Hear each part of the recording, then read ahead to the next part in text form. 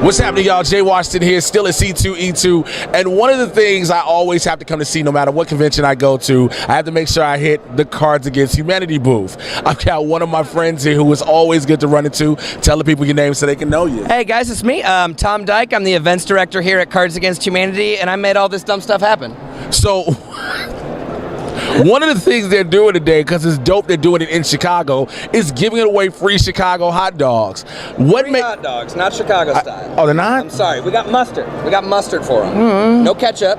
We're keeping it.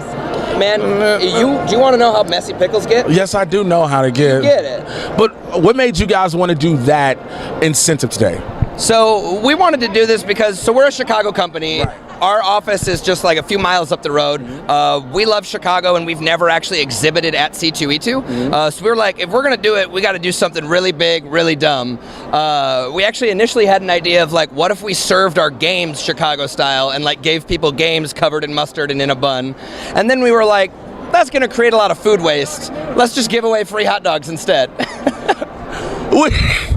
You went from like, yo, let's just give the games and mustard. No, let's just give them hot dogs. No, yep. Now, a lot of people have heard about Cards Against Humanity. A lot of people have played it. There are some who still are not familiar with it. How did the concept for Cards Against Humanity come about? So I can't speak to the exact concept because I'm not one of the founders, right. But I can say that in general what happened was our 8 founders, they all went to the same high school together, and then they all decided to go off to different colleges, and they wanted a way to stay in touch with each other. So they decided that they were just going to make this dumb card game that they could come and they could play when they were back home for like New Year's parties, like their winter break for school. So it was just kind of a fun way for them to stay in touch that blossomed into this gigantic game that now employs me. How do you feel knowing that pretty much the world over plays this game?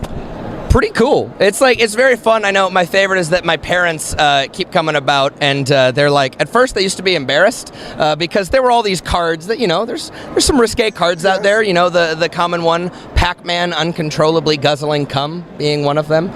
So there's a few cards that are out there, and they used to be a little embarrassed, but now they're pretty proud of me now. They came out through, and I'm like, well, that feels pretty good. My parents get to brag about me. That makes me feel pretty happy, and like, I feel good, just making people's day. We're out here. C2E2 is like a fun time for people to get together, and I just love seeing people's faces. There's 2 types of people. What's the 2? First type, they see this booth, and they're like, God damn it, Cards Against Humanity, I love you guys. And the other type, wait, why? And I love both of them, because I'm just like, if there's not really a reason, it's just we want to have fun and we want to delight people. We don't want to be doing the same boring stuff. We know that our game is fun, but a lot of people know our game, so we want to be doing different things to continually delight you. And that's one of the things about being different I wanted to bring up. You guys keep doing different expansion packs. Yeah. And that is interesting, from the period pack to the weed pack to the geek pack, all of those different things. What made you guys come up with those recently? Can you talk to that, about that? So I think it was really one of the things, it came about from, we hired a bunch of new writers. So originally the game was written by all of the 8 founders. Right. And they're great writers, they're really funny, but they come from one very specific perspective.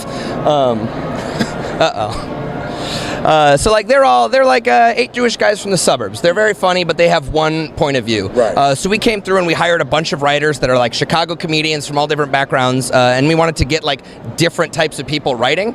So we got a bunch of different comedians who came in and helped write for us, and they are employed on our writing staff now. And I think that kind of freshened up our room and helped us kind of come up with some new ideas. So like the period pack came about because like the 8 founders were men, and we hired some women writers, and they're like, this would be really funny, and the game is so male-centric, we want to put some female ideas in this cards from a female perspective. And the best part about the period pack is it actually comes packaged in a maxi pad. Yes. With a little piece of chocolate for when you're on your period.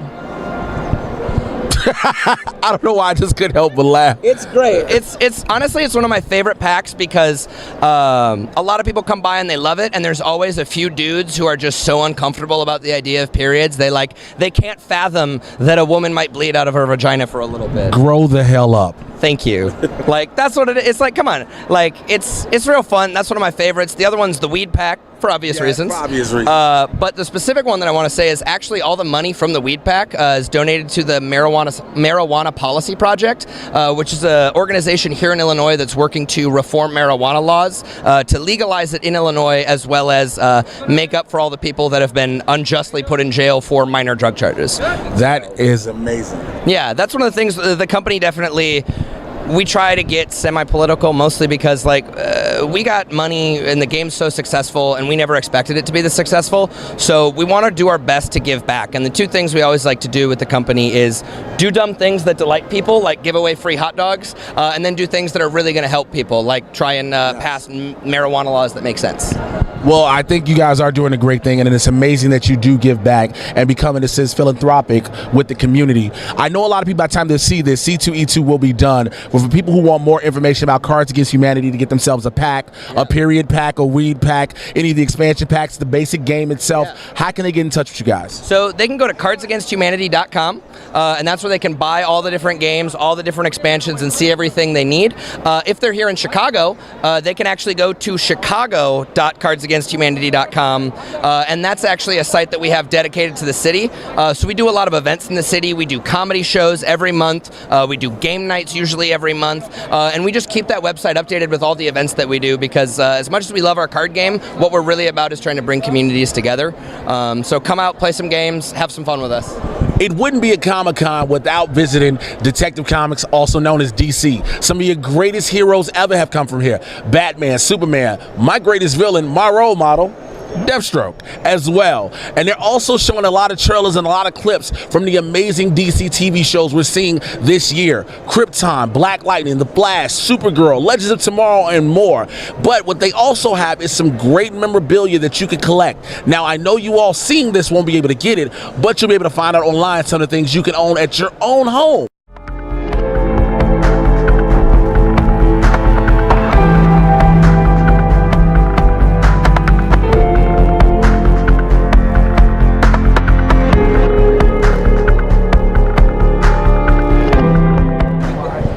One of the things I love are organizations that are dedicated to helping children. As a dad myself, it means so much to me. And to be here to talk to extralife.org and talk to Dave is what we're going to do right now. Dave, can you tell us what Extra Life does? So Extra Life is kind of like if you think about Relay for Life, a walkathon. We raise money year-round starting January 1st all the way to December 31st. We raise money for our local children's hospitals all across the U.S., Canada, and Puerto Rico.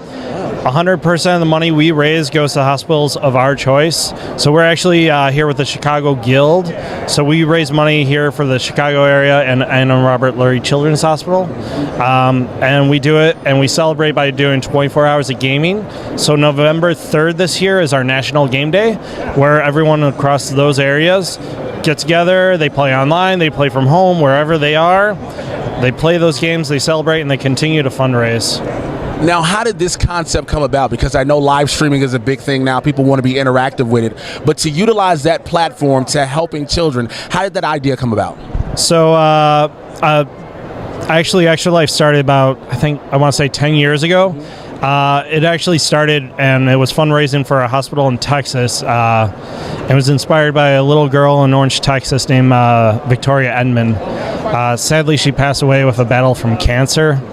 But Doc Jeremy Adams, he continued her legacy and continued Extra Life, and it's blossomed from just a hospital in Texas, grew out with the CMN network, and then Twitch became more involved because when it started, Twitch wasn't really a platform. Right. So it's just grown so much. Last year alone, Extra Life as an organization raised over $11 million for children's hospitals. Yeah. Wow. Yeah. That's an amazing number to hear. Now, Extra Life being non-for-profit, have you had any of the bigger names just in general, like celebrities, reach out to be a part of this? Because a lot of celebrities, a lot of people who may not even be celebrities but just have a name in a sense, want to help out and do things that are of the work to help children. Have any helped out or reached out? Not to me personally. I'm not sure about other areas, but this year alone, I've had some people from the convention actually donate a sketch cover that I'll be doing using for my fundraising efforts. A friend of mine who's an artist here, he donated a print. Going to use that as well. There's some game companies that have donated items. Dice Vaults from Wormwood. I mean, there are companies all around. As far as celebrities, I'm not sure. There are Twitch streamers who are big, who have supported Extra Life, as well as like Rooster Teeth and Giant Bomb are some of the largest communities. Rooster Teeth, I believe they have a goal where they are actually fundraising for their hospital in Austin to get a meditation garden built, and it'll be the Rooster Teeth Meditation Garden. Well, I'm glad to know it's not just the bigger names and people who can help out on any single level. And for those who have donated from the con, for people who have their own booths, is a great thing. And speaking of people who want to help donate, for those who are watching this and can't be here at C2E2 or maybe reach the local, local hospitals and things like that, how can they find out more information about Extra Life and be a part of that? So they can go to www.extra-life.org. They can sign up. They get a digital fundraising page. It's easy for people to donate to. They can use credit cards. It's simple. You can send a link. You can post it on Twitter, Facebook. If you stream, there's even a community section with broadcasting tools for like banners, images that you can use, videos, overlays, all that kind of stuff, all on the website. We're a growing community. We're happy to help each other. So the competition is more, it's really all going for the same cause. There's some kind of that, like we want those high numbers, but you know what? All in all, it goes for the kids. Which is a great, again, as a father, to help other kids who may not be able to have that assistance. Some parents who may be in need, to know that you all are doing this is a great and wonderful thing. And I thank and applaud you all for what you do. Dave, I want to thank you for taking time out to talk to me. Not a problem. Make sure you guys check out Extra Life. Again, extra-life.org is the website. Do that and be a part of a good, great cause. Make some donations, and we'll talk to you again soon. Jay Washington here at C2E2, and one of the greatest things you're able to do is meet some of the famous stars from your favorite television shows, and I'm honestly pleasured and loved to be standing next to the goddess of love, Bilquis, Miss Yetide Badaki herself. How are you? Oh, you are making me blush right now. You can't tell, but I am blushing. Don't worry, Yeah. Okay, yeah, I'm blushing fierce. I know the skin complexion. So you get it. Yeah, I understand. Okay. But I'm having a great time out here at C2E2. How are you enjoying seeing all the fans that come to see you that are big fans of the show? I mean, I'm a geek. Anybody can tell you. Anyone who has met me and talked to me for 5 minutes, they go, "Oh, you're a geek. You're not you don't envelop people every day." And I say, "Yeah, I just play that on TV." But this is home. This is heaven. These are my people. So it's amazing to be able to celebrate things that I love, that we love, with people that are feeling the same kind of joy and excitement. So this is heaven. For me, coming to conventions, like I said, I've been a nerd since a little kid growing up in the hood, and it's like you can't tell them when you get older, like, yo, I'm a nerd. They be like, you don't get too big. But then as you get older now, we see it's being celebrated. The nerd culture is being embraced. How do you feel about that? I am so happy, because the great thing about nerd culture is, hey, you enjoy something and I enjoy something, and let's come together and talk. And I feel like there's a kind of openness and acceptance about that whole culture. And for it to now be celebrated large scale, it can only do good things. Absolutely. Have you got a chance to see some of the amazing cosplay through here? Oh my goodness, yeah. But my friends laugh. Joey, my agent, also laughs when I see something cool and exciting, something from like Doctor Who or Star Trek or Outlander, any of those things. I have to stop and freak out. And so I'm like trying not to weird people out too much, but there's some amazing cosplay out here. I've seen a couple that I had to stop myself and like, wait, I need a selfie with y'all. And they was like, what are you doing? I'm like, just stand there and take this picture. So let's go to the show American Gods. First of all, congratulations on its success, first and foremost. And going into season 2, how excited are you about that? I'm gonna take a minute and try and simmer down and seem like I'm kind of cold. No, I'm kidding. No. I mean, this is amazing. We got to, 2 days ago, we did a table read. And for one thing, we are that dorky cast that loves each other. Good. No, we literally walk around saying, I love you to each other. It's that crazy. And so with everyone's busy schedules and all the things that we're all doing on, in our hiatus time, we don't always get to spend that much time together. And so getting to see each other is the biggest gift ever. And then you have Neil Gaiman there, and you are getting to build a character with this incredible, he's geek god, basically, yes. Right? It's a dream. It's a literal dream. Did you all ever expect the reception from season 1 to be what it's been?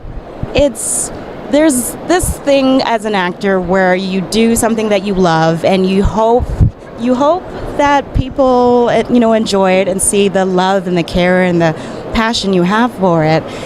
And then to actually see people reaching out, saying how much they enjoy it, how much they feel that you've brought the character to life, that you've brought the story to life. You can only hope for it, but then it's beyond anything you hope for. And the hopes and dreams have come true because, again, the legions of fans is shown heavily on social media. I know you guys have tweeted about it, Instagrammed and everything. How do you feel getting ready to season 2? What can the fans expect? Oh, they can expect a lot more fan fiction. And when I say a lot more fan fiction, that's coming from all sides of it, whether it's people that are working on costuming and makeup, or to people that are doing more writing, to people that are just performing on the screen. This is a family getting to do something that we love, and looking forward to sharing that with the larger family. In general. I know I'm looking forward to being a part of the family that gets to embrace that. I was skeptical at first when I heard about it. I saw the trailer to the first season, and then I started watching. I was like, well, I'm here for all of this. And then I heard you guys got renewed, and I was like, let's do this. So from my bottom of my heart, much continued success to yourself, the entire cast. I hope you enjoy the rest of C2E2 and have a wonderful day, and thank you for your time. Thank you. The goddess of love, Miss Yetide Badaki. Well, ladies and gentlemen, boys and girls, that is a wrap on C2E2. We've showed you so much, from vendors to cosplay to amazing interviews. I want to thank everybody that took time to sit back and talk with me. We will have all this information for you guys throughout the video, after, in the credits and whatnot. I want to give major love and major thanks to Dana Griffin on the camera for doing this. I could not have done a thing of this without you. I much appreciate it. We will be back here again next year as always. And also, follow me on social media. Find me on Twitter, Instagram, at Mr. J Washington, MrJaywashington, and I will holler at you guys later. Also, I keep forgetting, check out the Trusty Sidekick podcast. Get caught up on everything in the Marvel and DC live action cinematic universes. Talk to you guys later on. That's what's up.